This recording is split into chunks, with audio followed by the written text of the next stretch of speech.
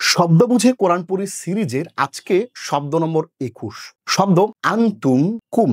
আনতুম শব্দের অর্থ তোমরা, কুম শব্দের অর্থ তোমাদের বা তোমাদেরকে। এটি পবিত্র কোরআনে পুনরাবৃত্ত হয়েছে মোট ৫৪৫ বার। অর্থাৎ আনতুম এবং কুম এই দুটি শব্দ যদি আপনি অর্থ সহ বোঝেন তাহলে পুরো কোরআনের সকল শব্দ ভাণ্ডারের ৫৪৫টা শব্দ আপনার শেখা হয়ে গেছে অলরেডি। এটি সূরা নম্বর ২ সূরা আল বাকারা আয়াত নম্বর ২২ এসেছে। ইরশাদ হচ্ছে ফালা তাজআলু লিল্লাহি আনদাদান ওয়া আনতুম তা'লামুন।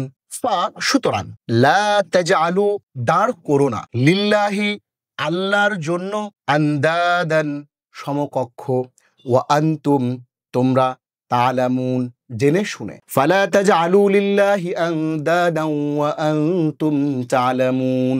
সুতরাং তোমরা জেনে শুনে কাউকেই আল্লাহর সমকক্ষ দাঁড় করিও না। এই আনতুম বা কুম এটি একটি যমির বা প্রোনাউন, যেটিকে আমরা বাংলাতে বলি সর্বনাম। তাহলে আনতুম এবং কুম এই যমির শিখে আমরা পুরো কোরআনের সকল শব্দ ভাণ্ডারের ৫৪৫টি শব্দ আমরা শিখে ফেলেছি।